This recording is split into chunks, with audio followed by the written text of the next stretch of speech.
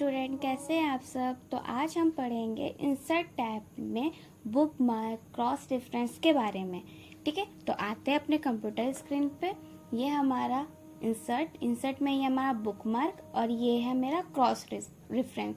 हमने previous video में मैं पढ़ चुका था कि हाइपरलिंक कैसे लगाते हैं। अब उसके बाद है ये book mark cross reference, comments, header, footer, ये सब। तो आइए अब पढ़ते हैं बुक मार्क के बारे में। बुक मार्क का यूज़ के लिए पहले हम इस पे एक पैराग्राफ ले लेते हैं। तो इस पैराग्राफ लेने के लिए इक्वल टू REND करके फिर ब्रैकेट में 5,3 का जितना भी आपको चाहिए पैराग्राफ उतना ले सकते हो, इंटर कर देना। इतना करने के बाद मैंने यहाँ पे इंटर करके इतना कर लिया।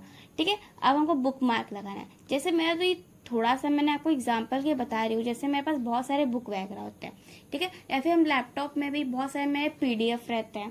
ठीक है, PDF में भी बहुत सारे पेज रहते हैं। तो उस तरह का हमको पेज ढूंढने के लिए बार बार हमको स्क्रॉल करना पड़ता है। ठीक है, या फिर अब जो भी हम वर्ड में भी बहुत सारे पेजेस को लेकर बना रहे हैं तो उसमें भी हमको अगर हमको एक पेज से 15 के पेज पे जाना होगा तो हमको बहुत ज़्यादा स्क्रॉल करना पड़ता है। ठीक है, तो इसके लिए हम बुक मार्क यूज कर देते हैं। अगर मैं कोई स्टोरी पढ़ रही हूँ, ठीक है, हमको हाफ मैंने स्टोरी पढ़ ली, मुझे 10 पेज तक मैंने स्टोरी पढ़ ली।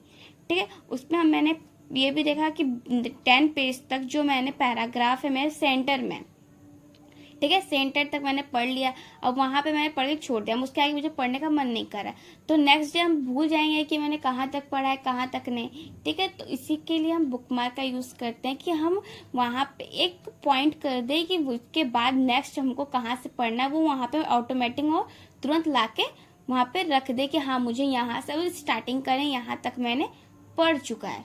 ठीक है, तो इसके लिए हम बुक मार्क का यूज करते हैं। तो आइए चलिए देखते हैं बुक मार्क का यूज कैसे करते हैं। ये देखें, यहाँ पे मेरा बुक मार्क लिखा हुआ है। पहले उसकी जगह पहले हम थोड़ा पॉइंट कर देते हैं कि कहाँ कहाँ मेरे को पता चल जाए कि कहाँ कहाँ मेरा कर्सर जा रहा है। ठीक है, तो ये पैरा छोड़ दीजिए। ये जो मेरा सेकेंड पैराग्राफ है, यहाँ पे मैं इसके लास्ट में हम 1 लिख देते हैं। ठीक है, ऐसे पता चलेगा कि हाँ मेरा पैराग्राफ कहाँ कहाँ है। ठीक है, ये 2 है, मैंने यहाँ तक पहले हम फर्स्ट डे मैंने यहाँ तक पढ़ा, सेकेंड डे मैंने यहाँ तक पढ़ा। ठीक है, और थर्ड डे में मैंने पूरा ये कंप्लीट कर लिया। ठीक है, अब इतना करने के बाद हम बुक मार्क में आते हैं। बुक मार्क में आने के बाद यहाँ पे देखिए, यहाँ पे बुक मार्क नेम लिख रहा है। तो ठीक है, तो इसके लिए सबसे मेन यूज क्या होता है, जहां तक मैंने पढ़ा है, ठीक है, वहां पे वो कर्सर होना चाहिए। जैसे अगर हमको फर्स्ट डे के चाहिए तो फर्स्ट डे पे मैंने कहाँ तक पढ़ा है, तो यहाँ पे देखिए फर्स्ट है, तो यहाँ पे मेरा कर्सर रहना चाहिए। अगर मेरा कर्सर रहेगा तभी मेरा बुक मार्क सही जगह लग जाएगा। ठीक है, तो यहाँ पे मैंने लिख दिया डे 1। ठीक है, डे 1 करके इसको ऐड कर दिया। अब मैं सेकेंड डे कहाँ तक पढ़ा था, यहाँ तक, तो यहाँ पे कर्सर रखा, बुक मार्क लगाया और यहाँ पे लिख दिया डे 2, इसको भी ऐड कर दिया। अब यहाँ पे मैंने कर्सर रखा डे 3 पे। ठीक है, अब यहाँ पे जाने के बाद फिर बुक मार्क में जाते हैं। अब यहाँ पे लिख देता है डे 3, करने के बाद इसको ऐड कर देते हैं। ऐड कर दिया मैंने, अब मेरा पूरा बुक मार्क लग गया। अब देखिए मेरा ये कर्सर 3 पे है, हमको पहले पे चाहिए, तो हम बुक मार्क में जाएंगे, डे 1 पे क्लिक करेंगे और गो टू करेंगे। ठीक है, गो टू करने के बाद देखिए मेरा कर्सर वहां पे आ गया। अगर भाई हमको चाहिए डे 2 पे क्लिक करेंगे और गो टू करेंगे तो मेरा कर्सर यहाँ पे आ जाए। तो ऐसे करके आप बहुत सारे 2-3 पेज के पैराग्राफ बना के आप अलग अलग जगह पे नंबर्स लिख के आप अपना बुक मार्क से उसको ढूंढ सकते हो। ठीक है, ये होता है बुक मार्क। अब देखो ये क्रॉस रेफरेंस का क्या यूज होता है। जैसे मैंने ये पैराग्राफ लिया है, इसको हम थोड़ा इंटर करके थोड़ा नीचे ले आते हैं। लाने के बाद अभी यहाँ पे हम इसे एक बुक बना देते हैं। ठीक है, एक स्टोरी टाइप में। ठीक है, कि नहीं, एक स्टोरी नहीं समझो, मतलब एक टॉपिक समझ लो। जैसे मैंने कंप्यूटर के बारे में है तो मैंने माउस के बारे में बता दिया, प्रिंटर के बारे में बता दिया, कीबोर्ड के बारे में बना दिया, बस वैसा समझे। तो ठीक है, तो यहाँ पे मैंने हेडिंग डाल देते हैं। हेडिंग के लिए हम चले जाते हैं। देखिए क्रॉस रेफरेंस का यूज के लिए हमको ये होम टैब की इस हेडिंग का यूज पड़ेगा। ठीक है, तो हम ये हेडिंग 1 ले लेते हैं। ठीक है, यहाँ पे जाने के बाद हम यहाँ पे लिख देते हैं माउस लिख दिया। माउस लेने के बाद इसको हम थोड़ा इसको कैपिटल कर देते हैं। और इसमें मैं थोड़ा सा इफेक्ट डाल देते हैं, जिसमें मैंने यही वाला इफेक्ट दे दिया। ठीक है, ये देने के माउस अपर केस में। ठीक है, इसकी भी स्टाइल में यही कर देते हैं। ठीक है, ये दो मेरा हेडिंग हो गया। ठीक है, हेडिंग होने के बाद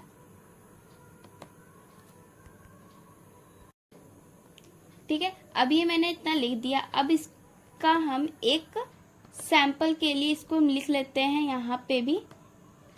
जैसे मैंने MOUSE माउस लिख दिया और इंटर करके PRINTER प्रिंटर लिख दिया। ठीक है, ये करने के बाद अब हमको इस पर क्रॉस रेफरेंस लगाना होता है। क्रॉस रेफरेंस का क्या मतलब होता है कि जो टॉपिक है, ठीक है, जो टॉपिक हमको ओपन करना होगा वो टॉपिक हम उस पर क्लिक करके ओपन कर सकते हैं। जैसे मुझे प्रिंटर वाला टॉपिक ओपन करना है तो मेरा जहाँ प्रिंटर का हेडिंग होगा वो डायरेक्ट वहां पे वो कर्सर ले आके वो मुझे स्क्रीन पे शो करा देगा। हाइपरलिंक का क्या यूज होता है कि वो हमको दूसरी जो हम जिस नेम से फाइल हम अटैच करें वो फाइल ओपन करता है और ये मेरा टॉपिक ओपन करता है। ठीक है, तो हम यहाँ पे आते हैं क्रॉस रेफरेंस में। क्रॉस रेफरेंस में आने के बाद अब हमको चाहिए, जैसे मैंने 1 मिनट यहाँ पे मुझे किस पे लगाना है, माउस पे लगाना है। माउस को सिलेक्ट कर लेते हैं, क्रॉस रेफरेंस चले जाते हैं, यहाँ पर जाएंगे हम हेडिंग में। तो देखिए यहाँ पे माउस और प्रिंटर आ गया है। ठीक है, तो मेरा माउस का है तो पहले हम माउस को इंसर्ट कर ले रहे हैं। ठीक है, और ये मेरा प्रिंटर है तो हम प्रिंटर को भी यहाँ पे इंसर्ट कर ले रहे हैं। ठीक है, ये दोनों मैं इंसर्ट कर लिया। अब हमको जाए प्रिंटर पे, तो देखिए यहाँ पे देखिए लिंक टाइप में बन गया है। ठीक है, तो हम कंट्रोल्स के साथ क्लिक करते हैं तो मेरा ये प्रिंटर वाला ऑप्शन खुल जाएगा।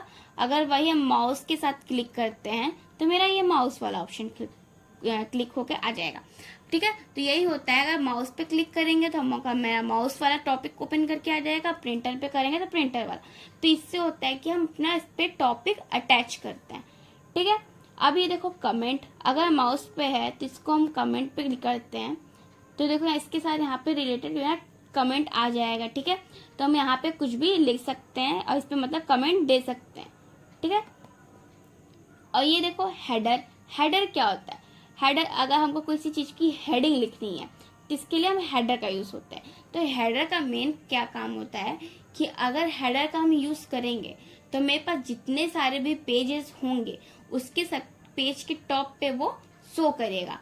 जैसे मैंने यहाँ पे 2-3 पेज और ले लिया है, तो यहाँ पे करते हैं इंटर कर करके, जैसे कंट्रोल इंटर करने पे मेरे पास पूरा टोटल कितना पेज हो गया है, पूरा यहाँ पे देखिए यहाँ पे शो कर रहा है 6 मतलब 6 पेज हो गया मेरे पास। ठीक है, अब देखिए मैं हेडर का यूज करते हैं। हम मेरा हेडर किस टाइप चाहिए, हमको हेडिंग वाला चाहिए तो हेडिंग वाला भी ले सकते हैं। टाइप या अगर हमको नेम भी लिखने हैं, पेज नंबर भी लिखने हैं, ये सब लेने हैं तो वो सब भी ले सकते हैं। ठीक है, जैसा आपको चाहिए वैसा हम यहाँ से जाके ले सकते हैं। ठीक है, तो जैसे मैंने यहाँ से ये ले लिया। डॉक्यूमेंट टाइटल देखिए सभी में आ गया, वो सभी पेज में।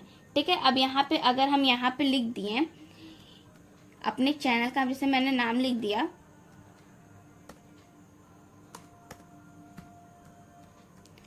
ठीक है, ये देखो मेरा सारी जगह लिखा गया है।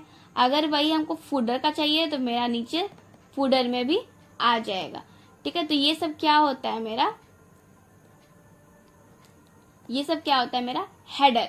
हेडर का यूज होता है अगर हमको ऐसे, अगर हम किसी पेज पे कोई भी चीज लिखना चाहते हैं, ठीक है, तो मुझे एक एक पेज पे ना जाके वो हेडर के यूज से हम पूरा एक पेज पे एक साथ ही हम उसको लिख सकते हैं। वैसे ही फूडर का काम होता है। फूडर में क्या क्या होता है, पेज नंबर रहता है। फूडर मतलब सबसे बॉटम में, पेज के बॉटम में क्या क्या रहता है, नाम रहता है, पब्लिश कहाँ से हुआ है वो रहता है। ठीक है, तो यही सब रहता है। तो हम फूडर का भी चाहिए तो हम फूडर भी ले लेते हैं। यहाँ पे जैसे 6 पेज नंबर है, ये ऑटोमेटिक नंबर काउंट करके भी दिखा देता है पेज कितने हैं। ठीक है, तो फूडर का यूज ये होता है। अगर आपको चाहिए तो ठीक है, नहीं चाहिए तो यहाँ से क्लोज भी कर दोगे तो भी यहाँ पे ये आ जाएगा। ठीक है, ये होता है। अब देखो पेज नंबर क्या होता है, टॉप ऑफ पेज। ठीक है, आपको पेज जो नंबर रहता है वो पेज कहाँ रहता है, टॉप पे चाहिए, सेंटर में चाहिए, या फिर उसके साइड में चाहिए, जिधर चाहिए, लेफ्ट राइट सेंटर जहाँ पे भी चाहिए वहां पे ले सकते हो पेज नंबर। ठीक है, अब बॉटम एंड पेज, जैसा आपको नंबर, जहाँ पे भी आपको नंबर काउंटिंग चाहिए, जैसे किसी बुक में भी देखोगे आप, किसी फूडर मतलब सबसे नीचे बॉटम में सेंटर में रहता है किसी का पेज नंबर, किसी का लेफ्ट साइड रहता है, ठीक है, किसी का राइट साइड होता है, दोनों साइड रहता है। तो जैसा आपको चाहिए वैसा यहाँ से पेज नंबर अपने इस पेज पे लगा सकते हो।